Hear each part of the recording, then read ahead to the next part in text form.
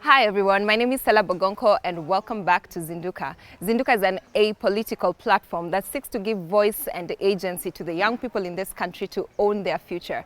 We challenge the status quo and liberate our minds from the limitations that have been placed on us and those that we've placed on ourselves so that we're able to see what we can become and what this country can become.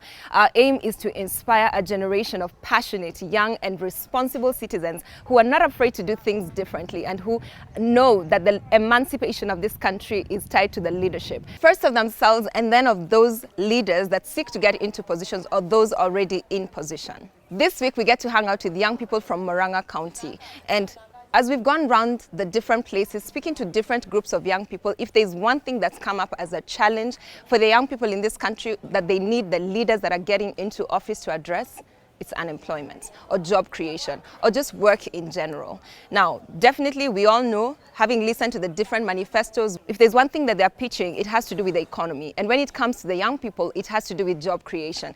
This is not something new. It's something that has been spoken over and over again. For sure, every election cycle, we've had the narrative and the manifestos and the promises that have been made by various candidates about creation of jobs for the young people in particular. 78% of the young people in this country are actually found in the rural areas, which means that that's the environment within which job creation should be created for them. Otherwise, it would mean that they would have to now go to the urban centers to look for work. So if it means that we should be creating jobs for them in the rural areas, what does that really entail? Agriculture in particular makes up 33% of the GDP in this country, which means that our investment, our focus, the revenue that we generate in this country, 33% of it comes from agriculture. So in a bid for the politicians to create jobs for the young people, how many of them have actually considered agriculture as an area for these young people to get involved in? In my interaction with many of the young people in this country, asking them about agriculture in particular, many of them just say, that's not for us. If you ask them why, their picture of agriculture is the djembe, which means that the communication that has been done to young people in terms of engaging them in agriculture hasn't been sufficient enough or effective enough to change their mindset as far as agriculture is concerned. With a 39% unemployment rate in this country, it means that we have to get to the point where we try to get as many of these young people as possible into employment. Agriculture is a big deal. From Murang'a County, it's definitely evident that there is a need to engage as many of these young people in that space of agriculture if you're trying to create jobs for them. In the book, Why Nations Fail, one of the things that comes up is that developed nations are able to create employment and improve or work or increase the production within their economy because of innovation. Let me give you an example. It means that no matter how angry we get as Kenyans, there's no way we'll wake up and say we want to buy a plane and therefore we'll get it locally.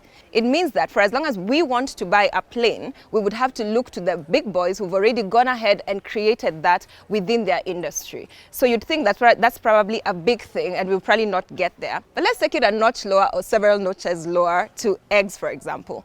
If you know, this recent week, the price of eggs went up by 25%. Now, that effectively means it translates to a ripple effect on the increase of prices within the commodities that have to do with eggs, or just eggs in particular. Why would a nation that is this productive, like Kenya, be importing eggs? Why would we do that? Why not empower our young people to be able to produce these eggs? I don't think it's rocket science, but why are we not doing it? I believe it's because we've not introduced the culture of innovation. And innovation has not so much to do with technology or the big stuff. It has to do with us creating solutions to our own problems.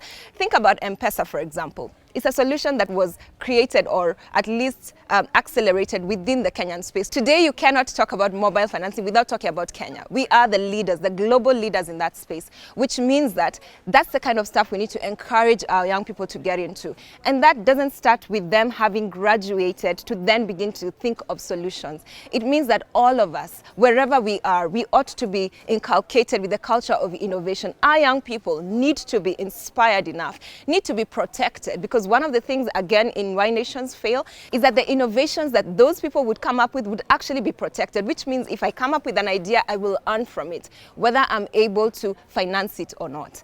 So on this week, as we talk about youth unemployment, and specifically from Murang'a County, which is a largely agrarian county like many of the other counties in this country, when we talk about youth unemployment, my message to the political leaders who are trying to create solutions for the young people, I urge you to consider agriculture. I urge you to consider to repackage agriculture for young people, because 78% of them, again, live in the rural areas. And we have to be able to create those solutions within them. We have to change the mentality that agriculture means a jembe in the shamba. It actually has there's a whole value chain to it. And that's what we need to begin introducing our young people to. Let's think outside the box. Let's encourage these young people, because we will not be able to create jobs for them. We can create spaces and an enabling environment for these young people to thrive. But first of all, it starts with them knowing that they can actually create stuff. The author of creation, according to me, is God. And that inspiration is available to anyone who would like to draw it from him. For us as a believing country, is for us to draw from the higher source and be inspired in terms of innovation. And lastly, if we are to innovate, let's not look at those that have gone before us that are called developed countries, because for as long as we are trying to catch up with them, we will always be on the back foot. But if we begin to think, how can we leapfrog from where we are to a higher place, just like we've done in renewable energy, just like we've done in the mobile financing sector, we can do a lot more with that if we begin to encourage our young people to think solutions and to think innovation within their spaces. To the young people in this country, don't wait for anyone to make room for you. You are actually gifted by God to think outside the box. You can come up with solutions if you put your mind to it. And to the politicians who are coming up with manifestos and making promises, I urge you to consider the thought to create an environment for the young people to thrive, and to specifically consider not just agriculture, but innovation in general. Because you may not be able to create jobs for them, but you can create the environment for them to thrive. God bless you. This is Zinduka.